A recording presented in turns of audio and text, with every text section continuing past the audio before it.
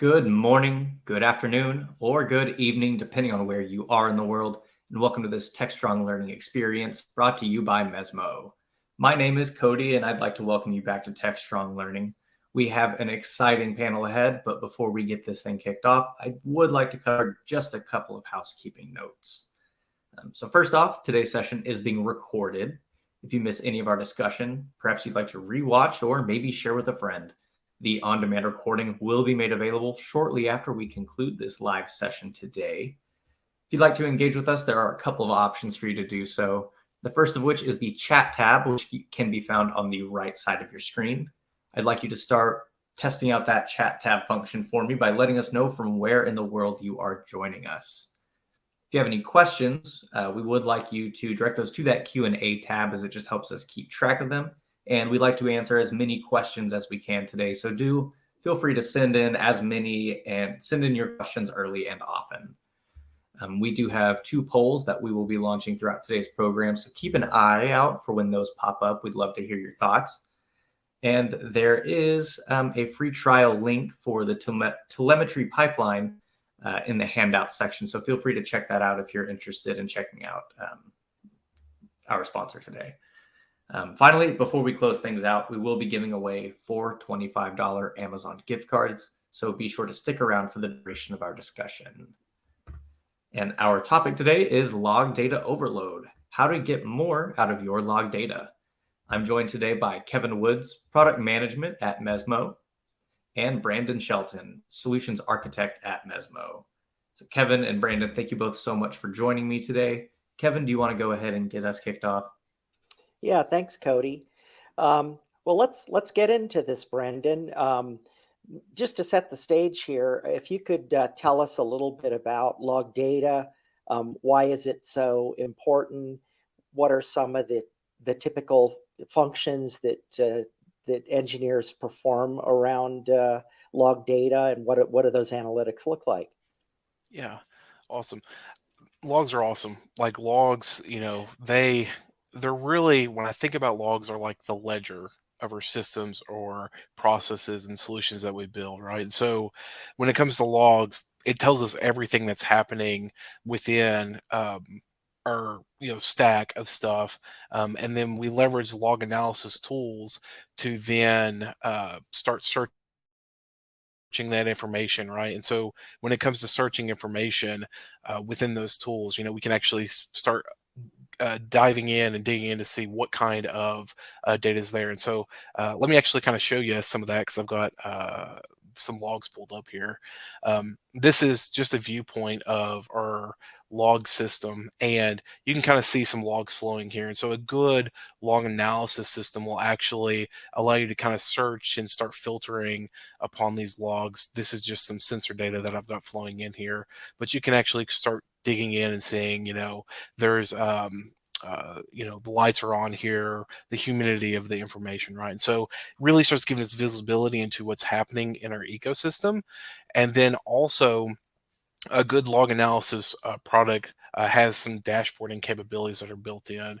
So if we kind of look at our own product here, and they're all the same. If I talk about any of the competitors that are in the market, they all look and feel kind of the same. So here's just some quick dashboarding information of, get some high level info of what's happening in there. And then finally, a really good log analysis tool, or why as engineers we want to start leveraging something of this nature, is that we want to know when something bad happens. So if we actually look in here and say, hey, like, let me know when something terrible is happening, because we've all been in production scenarios where something doesn't work correctly, or something explodes. And so here, if I kind of look at this, there's some sensor data that says, hey, if this isn't present, let me know by a Slack that something's exploded or something bad's happened, right? So logs tend to be kind of our bread and butter when it comes to engineering efforts, and gives us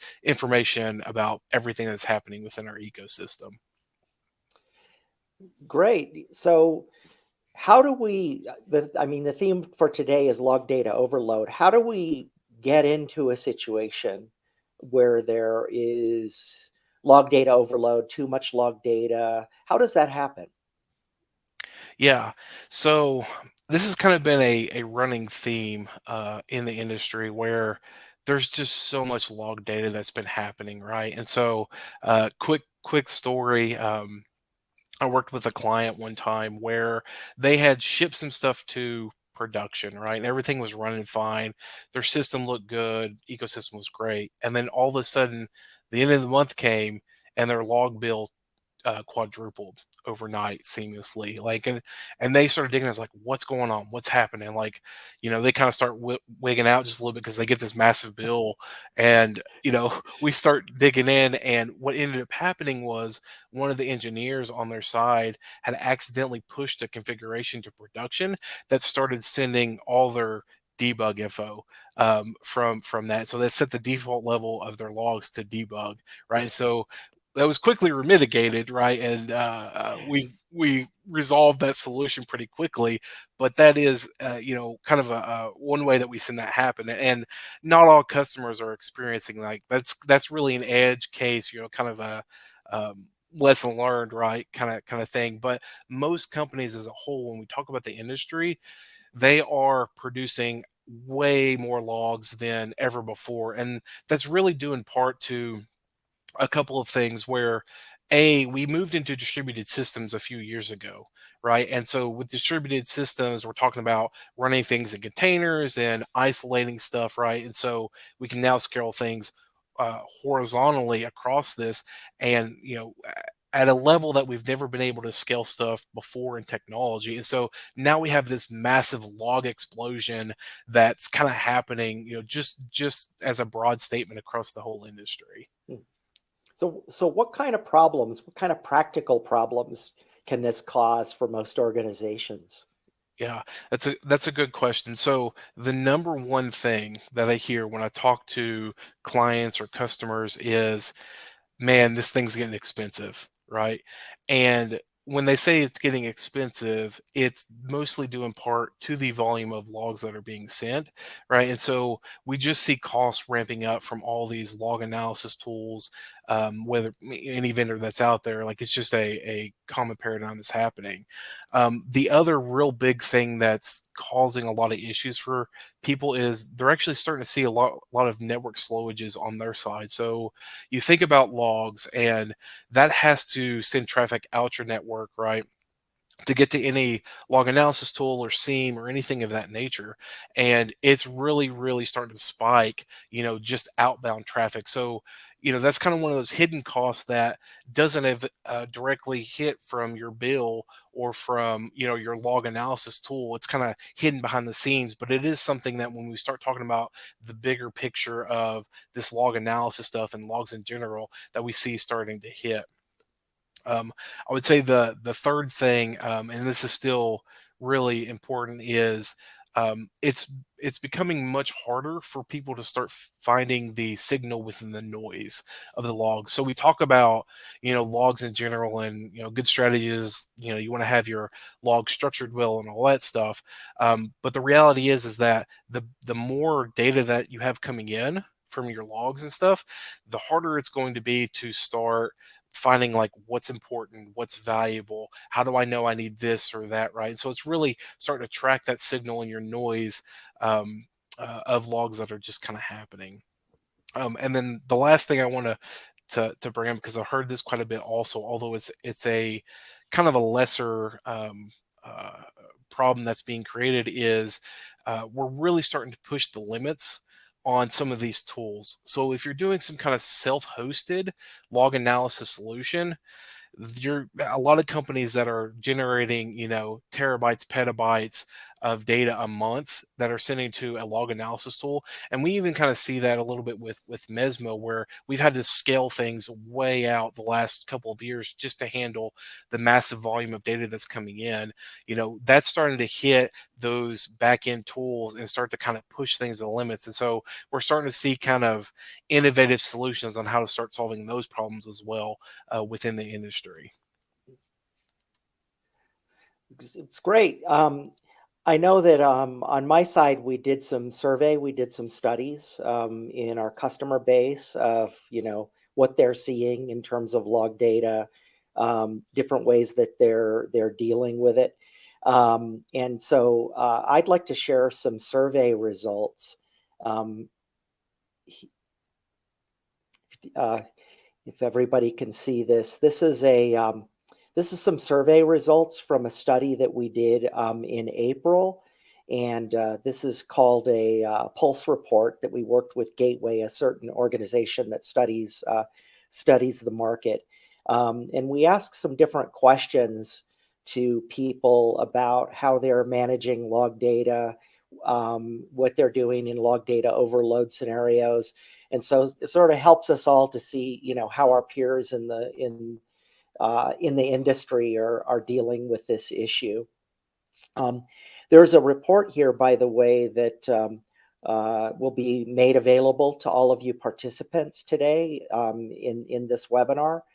So Mezmo will be circling back with you and making this report available to you, so you'll get all of this data. But I'd like to instead of diving in here to what these results show, I think we're interested in what you all are seeing. And so we have a couple of poll questions to start off with, and then we'll take a look at the data from the study to see how it compares. The first poll question is, how many different data sources do your teams rely on to detect, troubleshoot, and/or resolve incidences? And so all of us can select just one of those. And I think we should be seeing the survey results come up as you do that.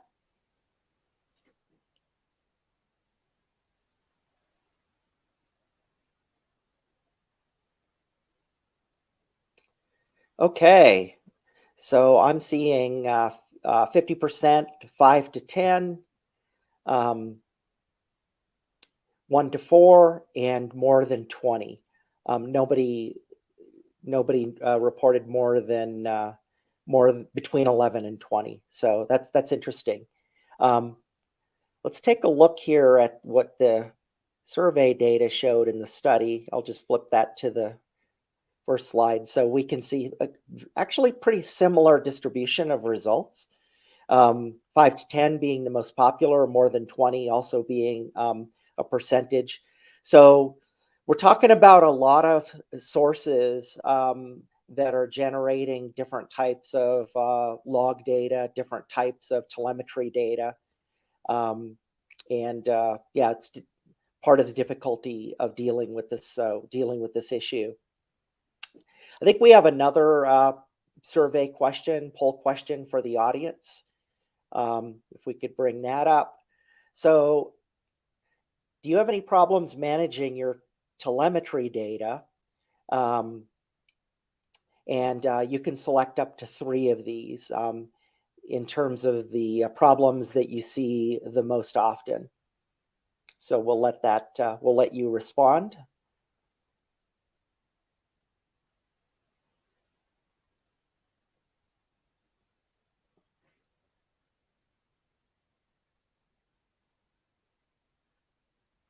Okay, looks like an even split here between too much telemetry data, hard to format the data, too expensive to manage, and sensitive data being in the telemetry data. Thanks for that. Let's take a look at the what the bigger survey showed. Similar on too much telemetry data, difficult to format the data or normalize. I think one thing that we like to say that we see with telemetry data is too much data in the wrong place in the wrong format are the common problems, and certainly that's what we see reflected in the data. So thanks everybody for their poll response. I just have one more bit of data from the study that we'd like to share, and that is how do you add new data sources for observability platforms? So the most common answer here was APIs. I would say that surprised me a little bit, but that's cool. I think it shows us here that it's really the developer community that is dealing with gathering this telemetry data and the data sources. And their preference here is to use a programmatic approach to connect that directly to the analytics platforms. So that is definitely cool, and that makes sense. Just want to mention again that um, we will be making this report available to everybody that participated today. And I would like to turn it back to Brandon with a question. So Brandon, how is the industry dealing with this overload of data, complexity of data sources, and some of these other problems that we saw, data not in the right format and so forth? Yeah. As I mentioned before, we kind of see a lot of companies that are struggling in this domain, right? Costs are rampant, things are kind of happening. And so, and I think it's important for just a little context of how we got here. Like, originally, companies invested in these kind of elk stacks, right? So is Elasticsearch, Logstash, and Kibana. That was the traditional stack that people invested in once we moved to kind of distributed computing. And then we all kind of abandoned that to some degree and moved to hosted SaaS solutions of, these where you connect your applications or your services directly to your log analysis or SIEM tool, right? And that got us pretty far.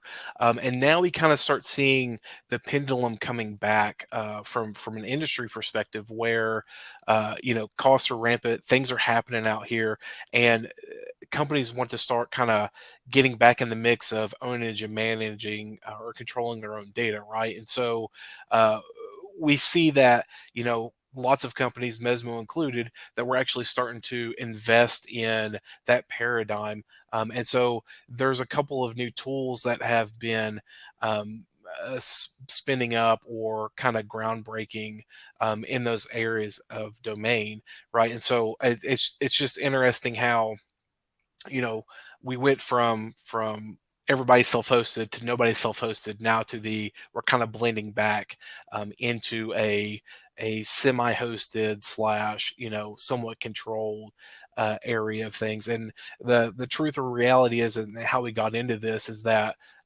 when it comes to that management piece, and we have apps directly connected to our log analysis or SIEM tool, like, you're tightly bound to that, right? So there's no way to effectively and easily start reducing your bill, or start getting rid of unneeded data or unneeded logs that are happening to that. And so that's where we see a lot of companies really starting to invest, is how do I, quote unquote, break those two things apart. Hmm. Seems like the pendulum swings back and forth. Um, so what in the technology space around all of this, what are some of the latest trends, some of the new ways that people are starting to look at this problem and solving it? Yeah. So there's really two big things, or two hot topics, if you will, kind of in the log management space right now. The first one is OTel, and I could speak a real long time on OTel, but Open Telemetry, or OTel is short for Open Telemetry. And really, that is a standards and practice around how do I format my logs, how do I start tracing things throughout my logs and organizing stuff together, right? And so it's really the industry starting to push or move into this area or domain of, hey, let's really start standardizing things across all the apps, across all of our tech stack, right? And lean into that, wholeheartedly across the organization. Now, the real struggle with that is that it's hard to implement, and there's a lot of overhead with trying to get to that perfect world, or that paradigm of things. And the OTel spec is still evolving. They're still working on it as a community and organization. As a more near term solution, that a lot of companies are starting to look into and leverage, are what we call these telemetry pipelines, right? And so telemetry pipelines are, if you think about the old elk stack way of doing things, we are basically removing that Logstash piece and putting in now our own telemetry pipeline piece. And so you can really think of these telemetry pipelines as kind of um, supercharged Logstash where you can get all kinds of sources of data in from X number of places. I can send it to X number of destinations and then do really complex transformations and encryption and all kinds of things that Logstash in and of itself couldn't do, out of the box, right? You had to go customize it or modify it and or use some plugins, et cetera, to make those things kind of happen. And so we really start seeing these industries kind of moving into this paradigm of let me go get that control of the data. I'm going to insert a small piece of technology in between my log analysis tool and my systems and servers that are running out there, and then start re-getting that control of the data. When we talk about telemetry pipelines, that sort of, it draws a mental picture, right, of a pipeline and what that might look like. Can you show us a little bit about that? What do these pipelines look like? How are they created? Um, you know, and what happens with the data as it moves along these pipelines? Yeah, absolutely. So I'm going to bring up my screen here.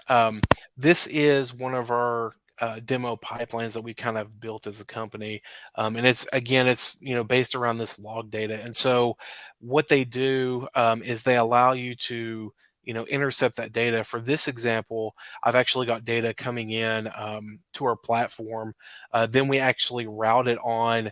Here you can kind of see an app router, if you will. Then we do some conversion of that data into a metric, right? And so the idea behind that is like, I don't need all that data in a downstream system.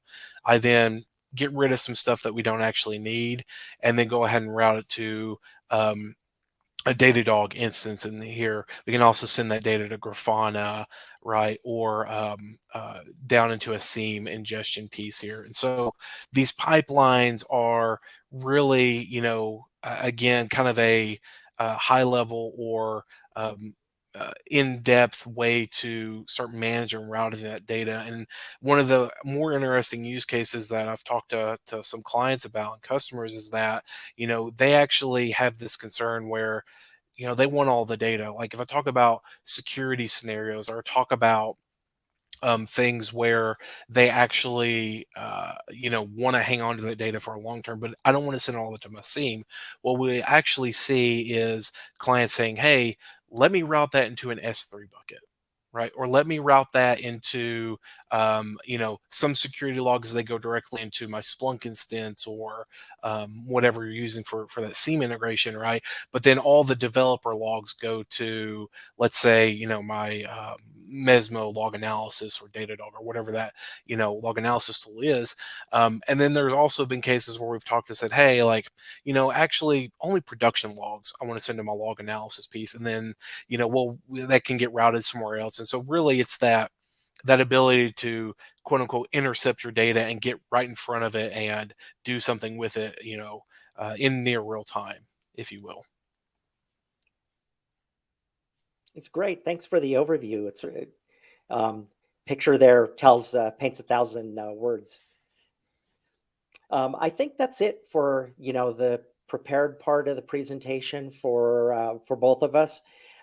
Maybe we can, Cody, we can jump into the Q&A session.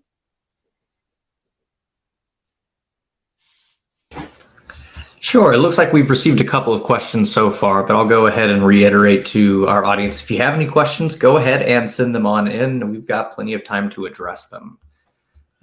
So Kevin, let's go ahead and just take them from the top. Should site application analytics info be included in security-oriented data, or is extracting it too complicated for easy reporting? So that's a great question. When it comes to security-oriented data, that's out there, it needs to be. So we need to make sure it's good and formatted, right? And I'm a big firm believer of you got to put the data where it needs to go, right? So not all that data needs to go directly into your seam. It needs to be somewhat formatted. And that's kind of where, this talk of, how do I wrangle my data and how do I get it on a great place to really start formatting that. Like, let's say that, for instance, you've got just some raw string text that's coming through. Well, inside of a telemetry pipeline product, right, or anything that you're leveraging out there, you can convert that stuff to JSON. Like, and let's get it into a good format so that the seams, or whatever you're sending it to, can leverage that, right? JSON tends to be the language of the machines. When it's reading this stuff, it knows how to understand it, knows how to format it, and knows the data types around it. And so, if you really kind of lean into that as part of the pre-processing part of that, you can, send it on downstream. So, short answer, like, the best place to do some of that transformation is going to be, the second best place is in your pipelines or your data pipelines of this stuff. The first best place is going as close to the generation source and formatting it to get it ready for something downstream. And we know that, after talking with several clients, customers, that's not necessarily the easiest thing to do, because some customers don't have necessarily explicit control over their logs and the log strategy. And so moving that logic into a downstream pipe is a great place to start doing some of that and getting it ready for those seam tools that are out there, right? Or for security purposes. Awesome. Thank you so much, Brandon. Our next question reads, is structure logging a prerequisite for pipeline processing? Good question. Short answer, no. Again, you can do all that processing in our pipelines, or in, your pipeline. In fact, if you have to, an option to do it is you can actually do it in your log analysis agent, right? So if you're using FluentBit or FluentD or any of those others that are out there, you can actually do some conversion right there as close to the system as you can. Again, not everybody has control over that environment, and so you can actually push that logic into your telemetry pipelines, which is, in front of your log analysis tool, to do that data organization and data transformation piece if you need to. We've had that question quite a bit when we've, talked to a bunch of people, and that, hey, like, I'm not in control of certain logs that are in here. How do I get that into JSON? Because, my tooling loves that. And so we kind of walk them through that and show them how we can leverage that. So for someone who may be new to open telemetry, how can they get started? Great question. So open telemetry, again, it's kind of a new and up and coming thing. It's still not widely adopted across the industry, but it's making a lot of traction there, as kind of a specification and product. The best place to kind of get started with that is with OpenTelemetry.io. That is where you can find out information about their collectors. You can find out information about the standard and the specs and where it's kind of moving. As a piece of open source community things. What I expect to see when it comes to open telemetry is that there's going to be a lot more integration with these log analysis tools and with pipeline tools, as the spec evolves. We're really just kind of getting started with it from a global kind of industry standard. And so, it's for me, it's at least really exciting to see, like, what does the future hold with this, and how do we start binding things together, and really wrangling our log data and metric data and all that stuff, with open telemetry. So how do you work with open telemetry? Yeah. So, when you're actually implementing open telemetry, what you need to do is, and again, it's can be language specific. They have a lot of SDKs that are out there. They also have some stuff as part of their collector and their agents, because you can run the open telemetry collector that will convert standard logs that come out from, like, Apache, etc., into their format and provide those metrics and traces.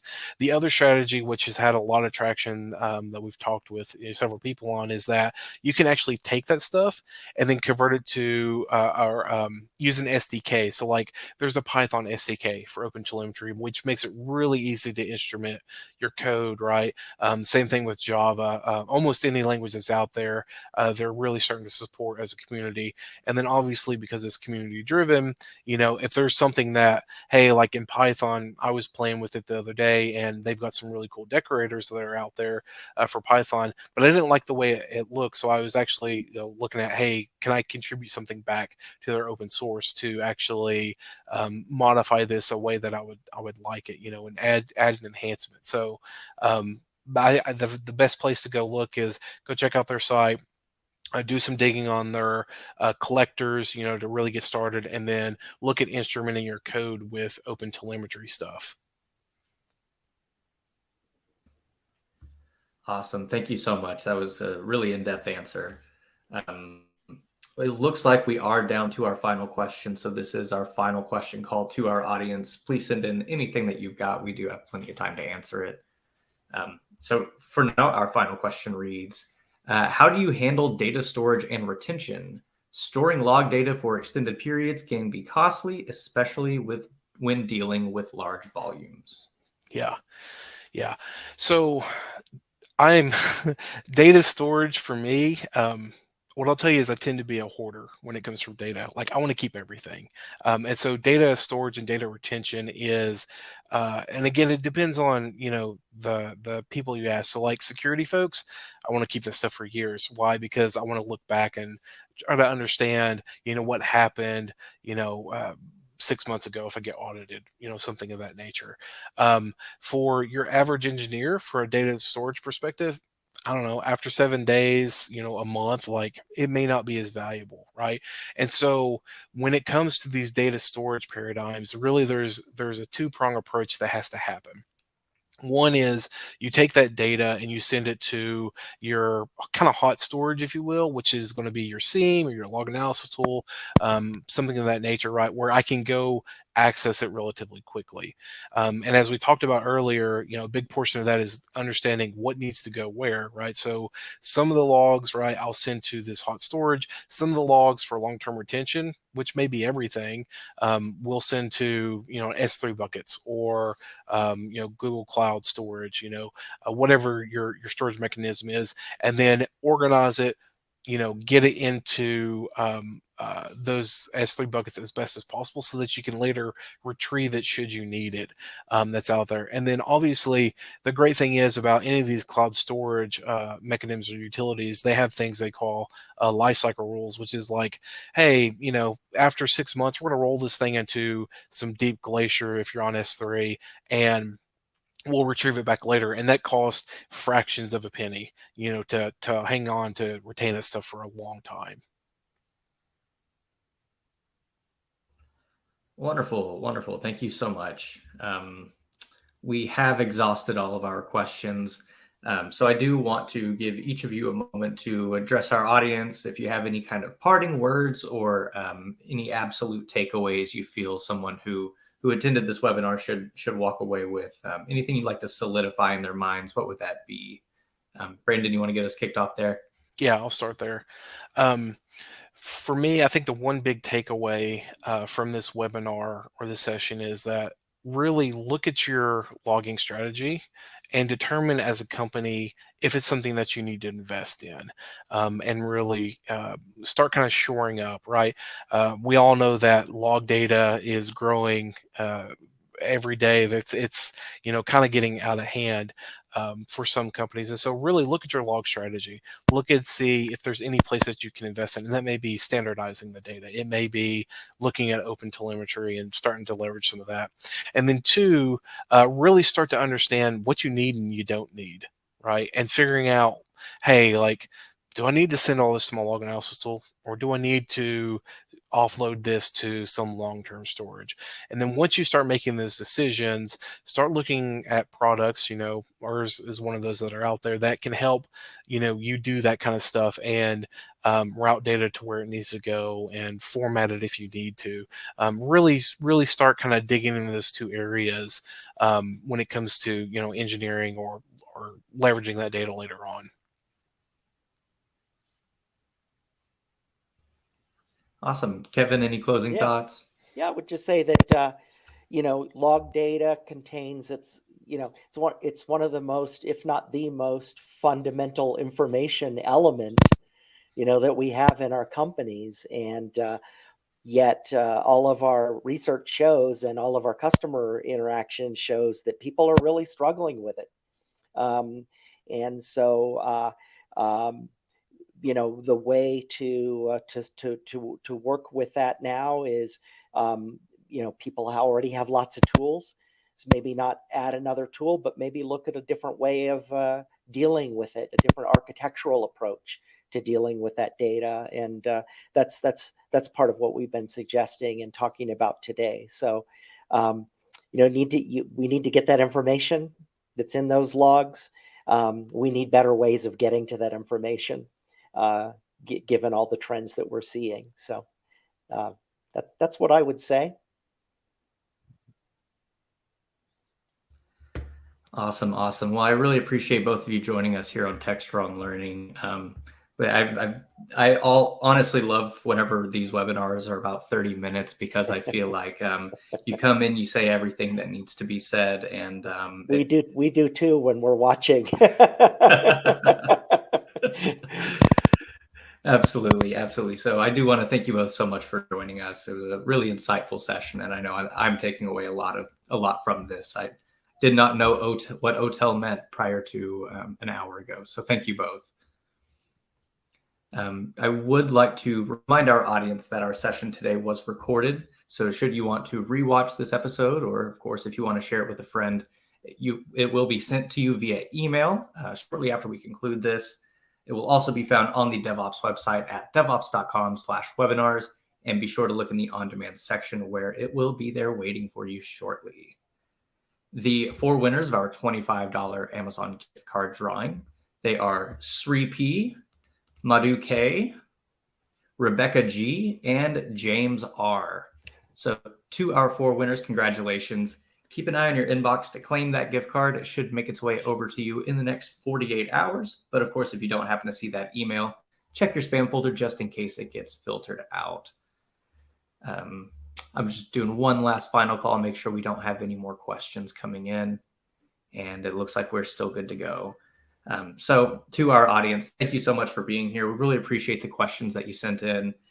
We really appreciate you spending the last 30 or so minutes with us. And we do want to ask for just another minute of your time for a survey that will pop up as soon as we close out. We'd love to hear what you thought about this program, or perhaps if you have a recommendation or suggestion for an upcoming topic, let us know there. We'd love to incorporate it into our flow. Either way, we do hope to see everyone at a future Techstrong Learning experience. Brandon, Kevin, thank you both so much for being here, and everyone, you may now disconnect. Bye-bye.